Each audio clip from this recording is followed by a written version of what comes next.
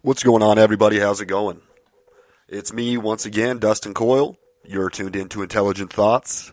It's a Friday here and just about everywhere in the world. It's February 8th, 2019. We're going to be doing an NBA Today show. Before we get into it, I just want to say thanks for anybody who is following on Instagram or Twitter or anything like that.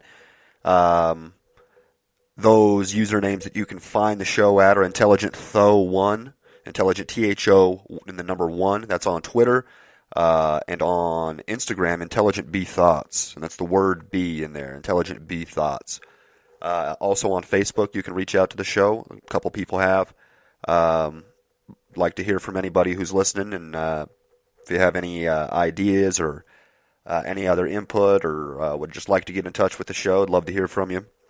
And go ahead and rate, review, subscribe on iTunes or whatever platform you get your podcasts in. All right, like I said, this is going to be the NBA Today for February 8th, 2019. Yesterday was the end of the trade deadline. We're going to get into that first, but let's get some music.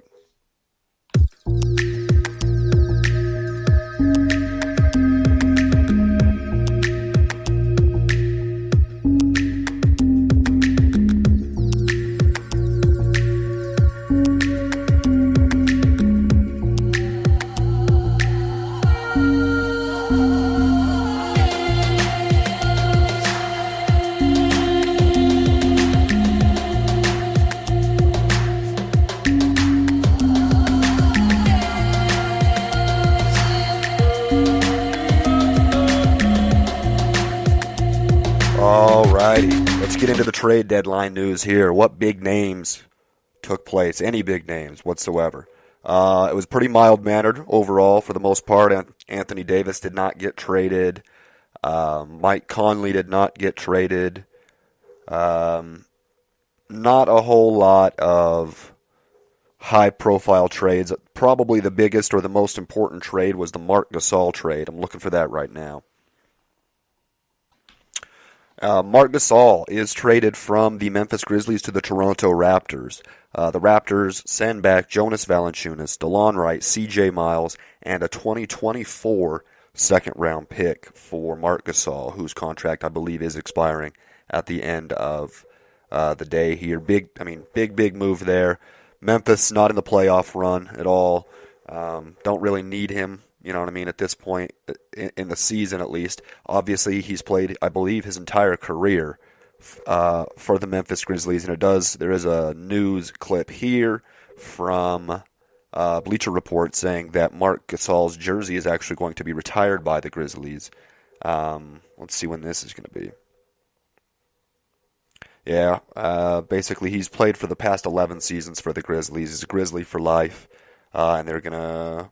Doesn't really say when they're going to do it. Probably the next time the Raptors and Mark play in Memphis, or maybe at the end of the season, they're going to retire Marc Gasol's jersey and have him just be a part of the Grizzlies organization for life.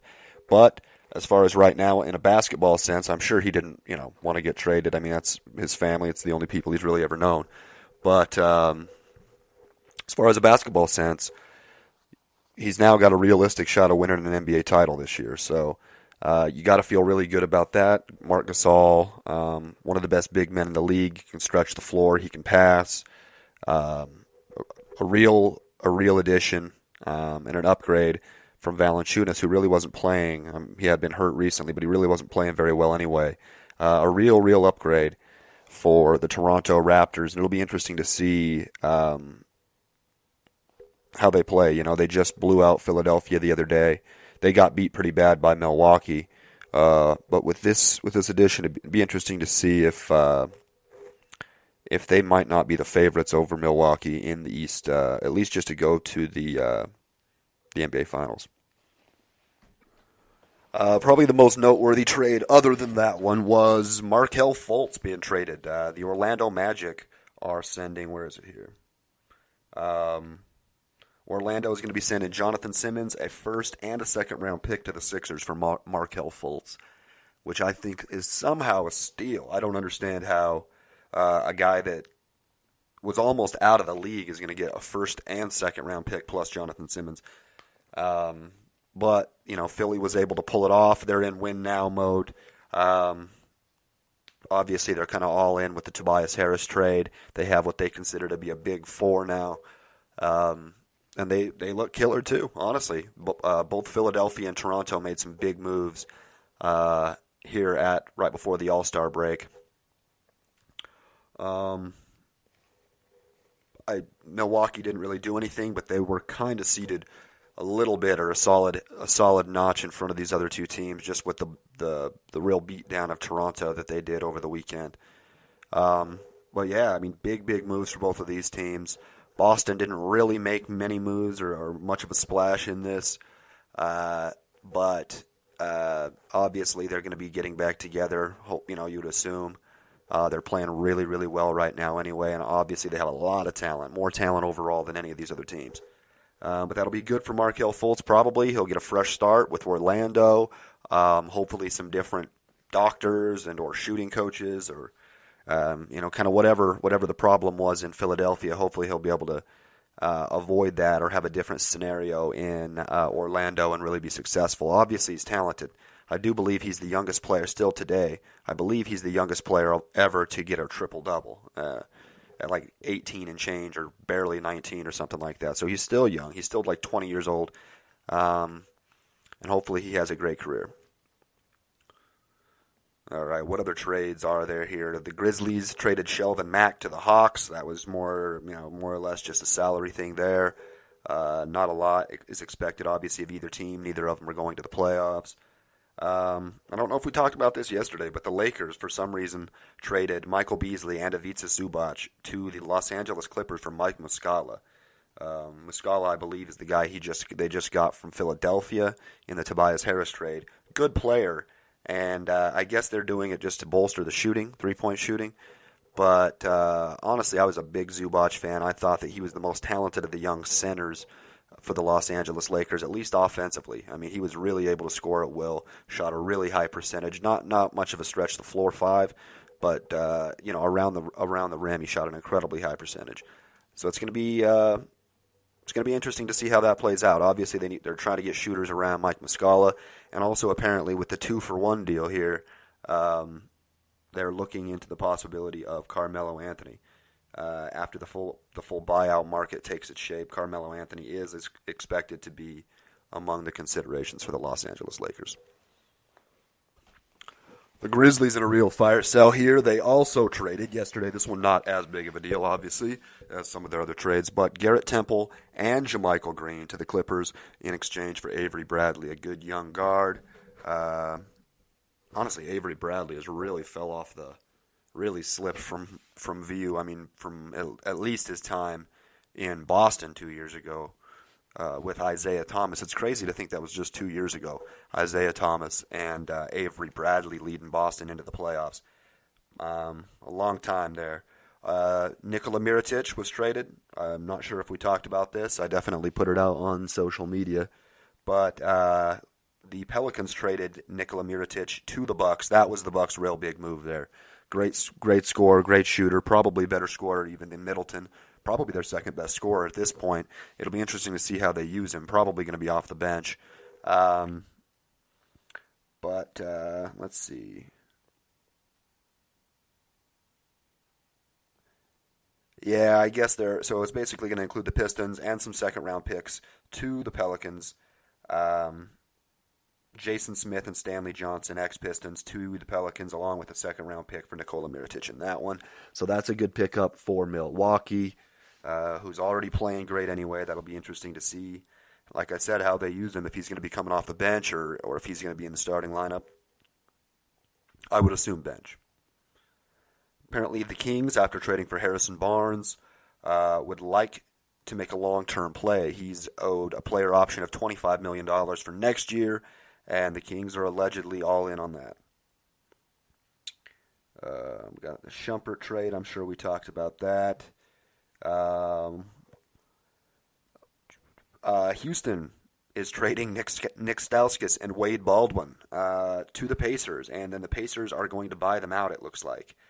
Houston's also going to send cash and a second-round pick in the deal for Indiana to to take the players on their roster.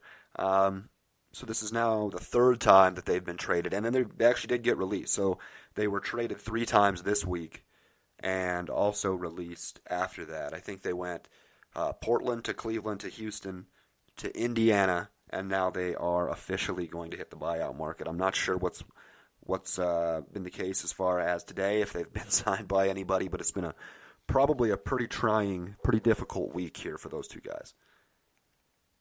Let's see, what else do we have? Got that.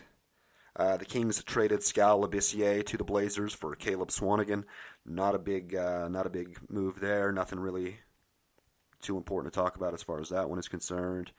A lot of people talking about Markelle Fultz. A lot of people are into that. Enes Kanter bought out by the Knicks, so he's going to be a free agent. He's going to be on the buyout market here, or released, I guess. Maybe not bought out. He's released. It looks like Robin Lopez and the Bulls are also expecting a contract buyout to make Robin Lopez available possibly for some other team. Wayne Ellington on the Wayne Ellington there on the buyout market. It looks like he's going to be one of the more popular players people are looking for. A wing guy, pretty athletic, can shoot the three. Definitely going to be an interesting play there.